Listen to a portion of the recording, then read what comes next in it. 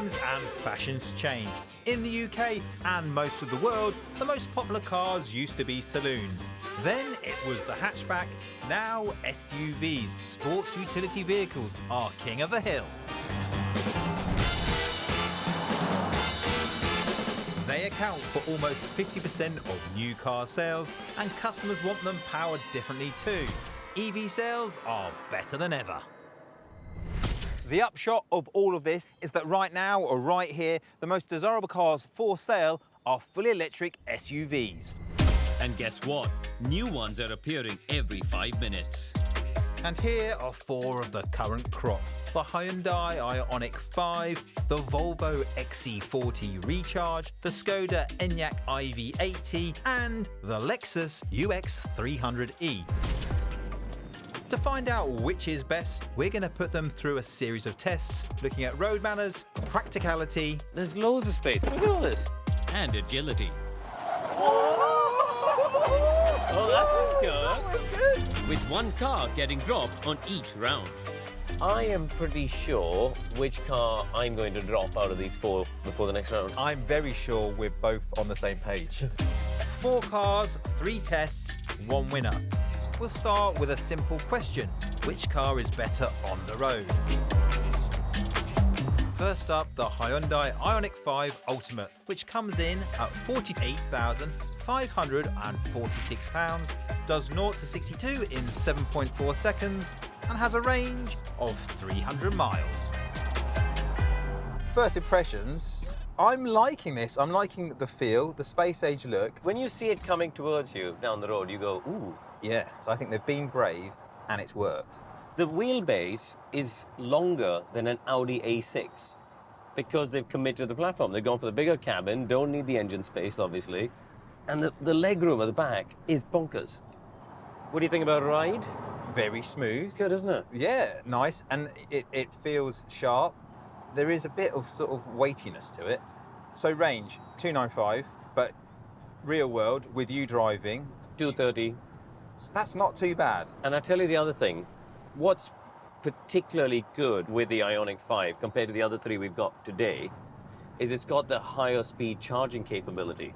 So Right. you can charge up at up to 350 kilowatts. And 27 minutes, it went from 8% to 80%. 80%, you'll get 200 miles out of that. So far, I'm impressed. I'm enjoying it. On to the next one then. On to the next one, I think. The Volvo XC40 Recharge Plus. It's the most expensive car on the test at £51,250, and it does 0 to 62 in 7.4 seconds with a range of 263 miles. Now, does it feel extra special?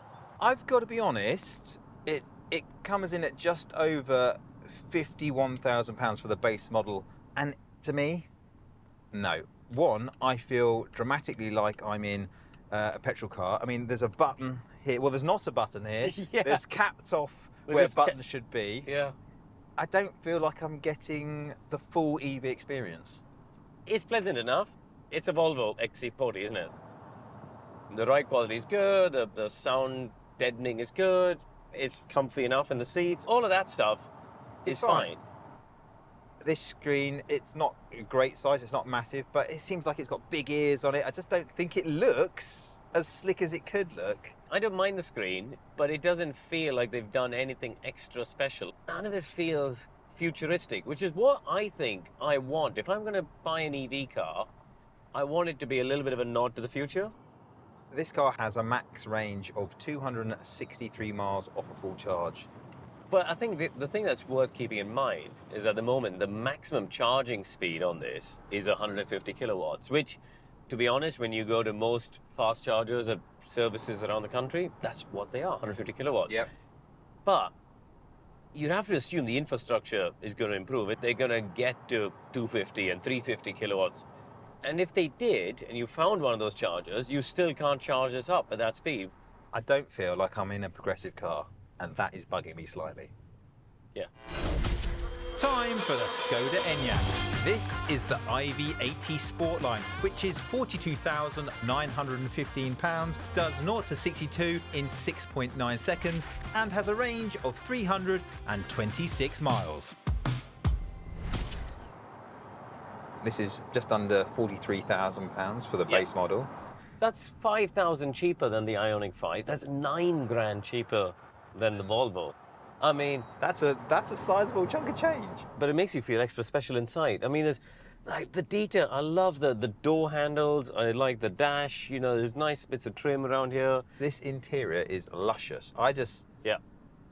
It makes you feel special. It makes you feel loved. I do have a couple of issues with it though. Go on. I still have an issue with this touchscreen that they sort of stick onto the dash. That screen's a bit big and in your face. Also, the screen I've got in front with my speedo and everything on, my gauges, that's weirdly small. Yeah, it's really weirdly small. Yeah. I think the bigger downside is that the maximum charging rate on this is only 125 kilowatt hour. If you go to services on the M40, for example, they're already at 150. So you're already not even using the full potential of the chargers that exist today, let alone what's coming in the next 3, 4, 5 years. The car's called a sport line. I do feel like I'm in something a little bit sporty. It feels great. It's also got a range, supposedly, of 326 miles, which is the highest in the group, and I'd say pretty impressive. So it's the highest range in the group, Yep, claimed range. yep. It's the cheapest on the Yep. group that we've got. Tick, tick. Tick, tick. And I'd say you probably feel the most special in here. Finally, the Lexus UX 300e, priced at £44,500. It does 0 to 62 in 7.5 seconds, but has the lowest range of just 196 miles. Now, I'm gonna throw some numbers at you. Okay. Okay. Come easy at me.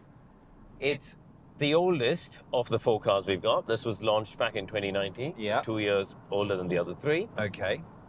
It's a bit more expensive than the Enyaq, but a bit cheaper than the Ioniq 5. So it's at 44,000. So it's a couple of grand more than the Enyaq. Okay. But crucially, it's got the smallest battery. So it's got the least range. Okay. It's got only 50 kilowatt charging capability. It's not looking good, is it? It's not looking good for a road trip car, is it? No. The interior, I mean, it's quite stylistic. But look behind you. I mean, genuinely, I don't know what adult you're going to put in that back seat. I don't know what charge you're going to put in that back seat. I mean, there is this much space between the seats and the back of our seats. I mean, there's no room in there. And I'm in a normal, like, I'm quite short. I'm only 5'7". Yeah. So, and I'm in quite a normal driving I'm position. no giant. Yeah, exactly. But let's try and look for some positives now. Okay, I'm gonna point out. I'm clutching at straws. I like the colour of the power button. I am pretty sure which car I'm going to drop out of these 4 before the next round. I'm very sure we're both on the same page. It's this one, It's isn't it? definitely this one. It just feels dated. It's got very little range, small battery, and charging it is going to take a lifetime. So yeah, pretty conclusive. Yeah, it's gone. So that leaves us with the Hyundai Ioniq 5, the Volvo XC40 Recharge, and the Skoda Enya. SUVs are all about versatility. Not only should they be decent to sit in, but they also need to offer loads of practicality. And for most of us, that means having enough space in the boot. So we're off to the garden centre, a typical prowling ground for many SUV owners. Right, what do we need? Garden centre sweep. Get some nice chunky Watering items. can? Watering can, yeah. Hose? Stick it in. How about a chair? Would you like a chair? Chair. Well, he's in there. How about a bucket? Yeah, really nice chunky one. Oh, yes. Ta-da! Right, come on then, let's go. Right, off we go. So this is your big boot test. My big boot and test. I've got a big butt to put in your big boot test. Excellent. Now, on paper, Jimmy, this has got 584 litres, just one less than the Enyaq. And the Volvo is down at 452, so it's considerably smaller. I'm slightly concerned about the shape of this boot because there is this big angle here. It's not very upright.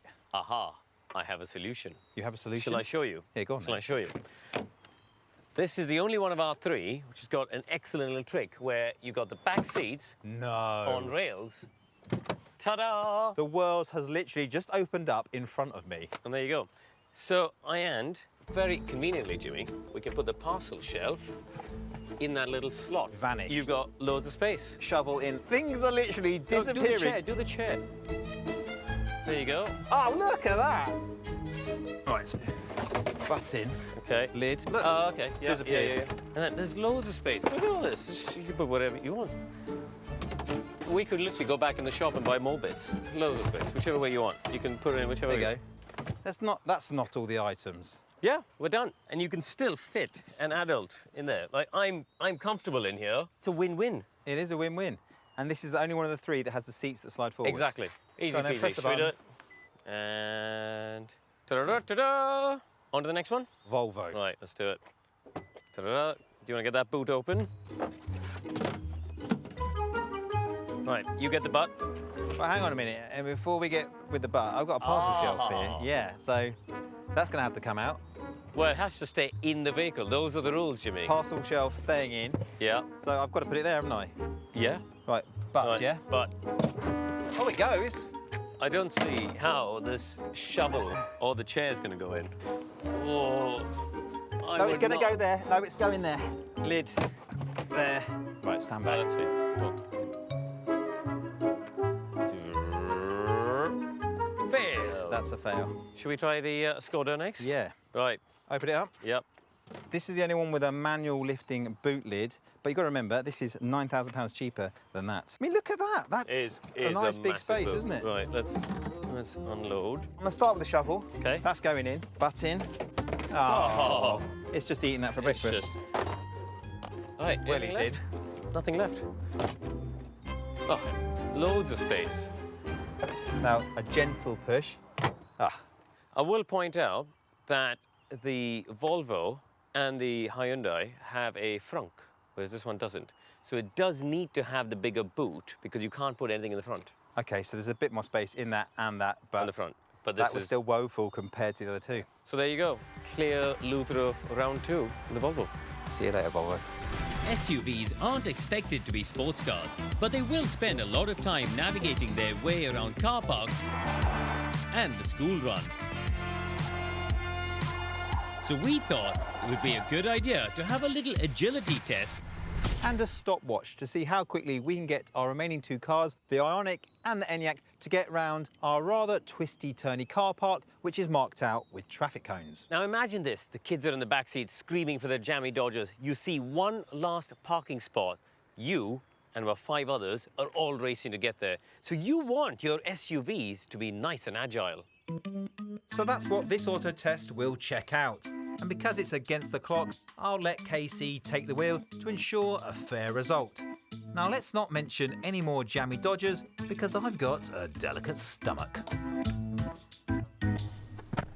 Rightio then, Jimmy. Oh, I'm ready for this. Let's start with the Ioniq. So I've got to say this before we pull away. This final, I actually don't mind who wins because I think both these cars are great in their own way. I think they both give different things to the market. So this is a kind of happy final for me. I'm rooting for both of them. Well, there you go. We'll see which one wins. So I've gone into sport mode, which this car has. I've turned off the regen. I hope you've digested your lunch. We'll find out shortly. The pulled pork burger is about to make an appearance. I'm smiling and just going to enjoy this. You ready? Yep. 3, 2, 1, go. Oh, he's quick off the line.